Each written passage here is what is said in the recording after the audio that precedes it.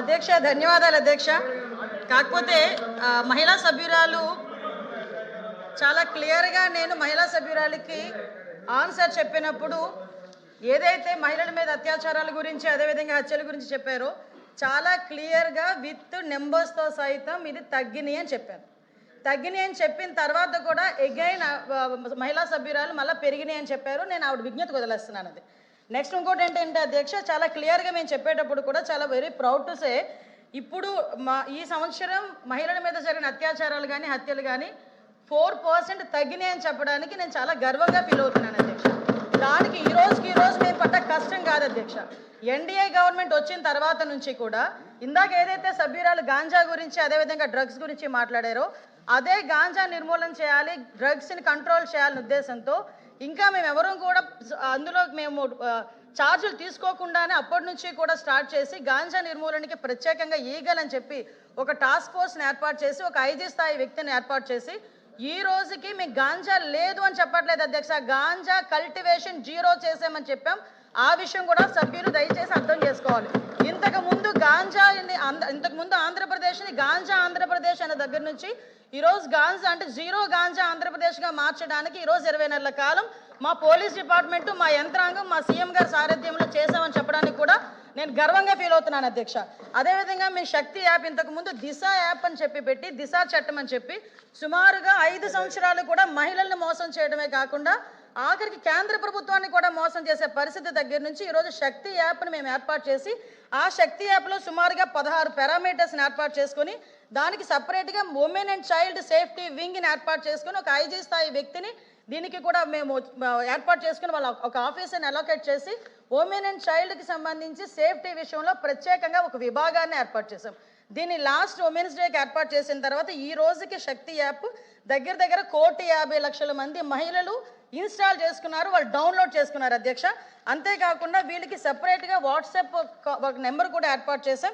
7993485111 అనే ఒక వాట్సాప్ నెంబర్ని కూడా ఏర్పాటు చేసి ఎవరైనా మహిళలకు ఎక్కడైనా ఏ ఆపద జరిగినా కూడా ఈ వాట్సాప్ నెంబర్కి జస్ట్ ఒక క్లిక్ చేస్తే చాలు మాకు అందులోకి ఈ యాప్ని తీసుకుని యాప్లో కూడా జస్ట్ ఫోటో డౌన్లోడ్ చేసినా లేదా SOS చెప్పినా కూడా మేము చాలా క్లియర్గా చేస్తున్నాం. అదేవిధంగా 112కి సంబంధించి కూడా మేడం మాట్లాడారు. ఈ 112కి సంబంధించి కానీ ఈ శక్తి మొబైల్ రిజిస్ట్రేషన్స్ కానీ చూస్తే అధ్యక్ష దగ్గర డౌన్లోడ్ చేసుకున్నవి చెప్పాను అధ్యక్ష. SOS కాల్స్ దగ్గర 29,772 ఈ 1 ఇయర్లో మేము చెప్తుంది 8/3/2025 వరకు చెప్తున్నాం అధ్యక్ష. అదేవిధంగా 8/3/25 నుంచి చెప్తున్నాం అధ్యక్ష. అక్కడి నుంచి ఇప్పటి వరకు చెప్తున్నాం. Actionable calls 844 calls. అదేవిధంగా FIR రిజిస్టర్ అయినాయి కూడా 45 FIR రిజిస్టర్ అయినాయి. ఓపెన్ డ్రింక్స్ గురించి అదేవిధంగా వీటి గురించి మాట్లాడుతున్నారు, ఈవ్ టీజింగ్ గురించి అధ్యక్ష. ఈరోజు మేము ఉమెన్ మీద క్రైమ్ తగ్గించుకోగలుగుతున్నామంటే కేవలం సర్వేలెన్సెస్ పెంచుకున్నాం కాబట్టి అధ్యక్ష. ఎక్కడైనా ఈవినింగ్ అయ్యేసరికి స్కూల్ దగ్గర కాలేజీల దగ్గర డ్రోన్ ఎగురుతుంది, ఒక్కసారి ఎవరైనా సభ్యులు వచ్చి చూస్తే చూడమనొచ్చు అధ్యక్ష. ఎందుకంటే డ్రోన్ సర్వేలెన్స్ పెడుతున్నాం, CCTV సర్వేలెన్సెస్ పెడుతున్నాం ఎవ్రీవేర్. ఉమెన్ అండ్ చైల్డ్ వెల్ఫేర్తో పాటు ఎడ్యుకేషన్ డిపార్ట్మెంట్ కోఆర్డినేషన్తో బ్యాడ్ టచ్ గుడ్ టచ్కి సంబంధించి కూడా ఈరోజు మేము అవేర్నెస్ ప్రోగ్రామ్స్ కండక్ట్ చేస్తున్నాం. ఇందాక సభ్యురాలు మదనపల్లి కేసు గురించి మాట్లాడారు అధ్యక్ష. మదనపల్లి కేసు నిజంగా చాలా దురదృష్టమైన సంఘటన.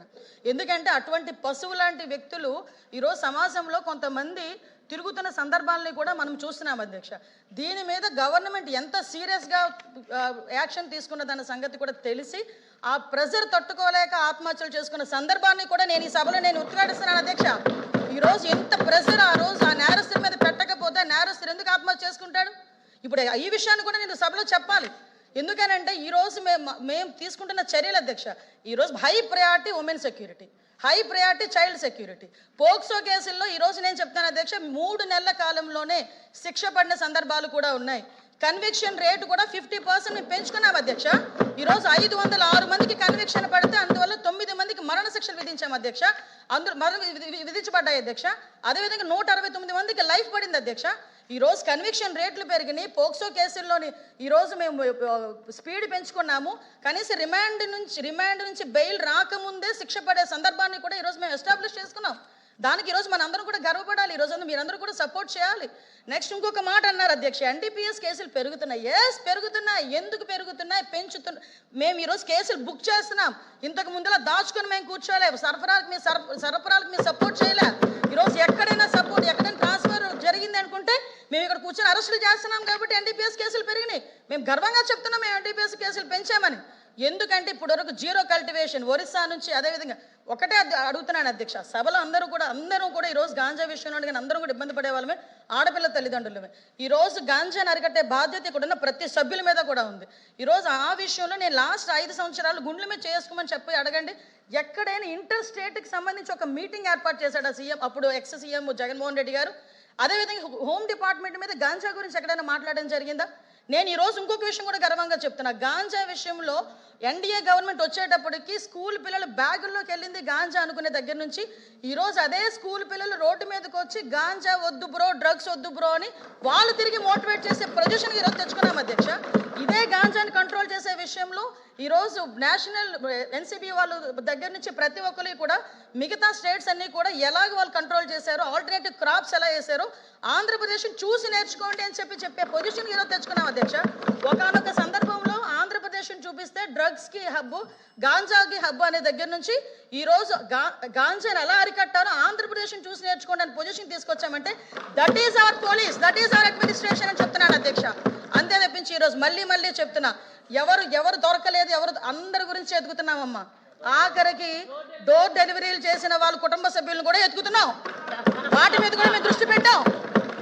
వాటి గురించి కూడా మాట్లాడుకుందాం. ఒకటే చెప్తున్నా, ఈ రోజు high priority with in 24 to 48 hours ఏ నిందితుడినైనా పట్టుకొని లోపలేస్తున్నాం. ఇంకోటి చెప్తున్నా అధ్యక్ష, పోక్సో కేసుల్లో ఎవరైతే హ్యాబిచువల్ అఫెండర్స్ ఉన్నారో వాళ్ళని కూడా ట్రాకింగ్ లో పెట్టాం, రౌడీ షీట్ని ట్రాకింగ్ లో పెట్టాం. కాబట్టే లా అండ్ ఆర్డర్ మేము కంట్రోల్ చేయగలుగుతున్నాం. లా అండ్ ఆర్డర్ విషయంలో కూడా ఓవరాల్ క్రైమ్ కూడా 6% తగ్గించుకున్నామని చెప్పి కూడా గర్వంగా చెప్తున్నాను అధ్యక్ష.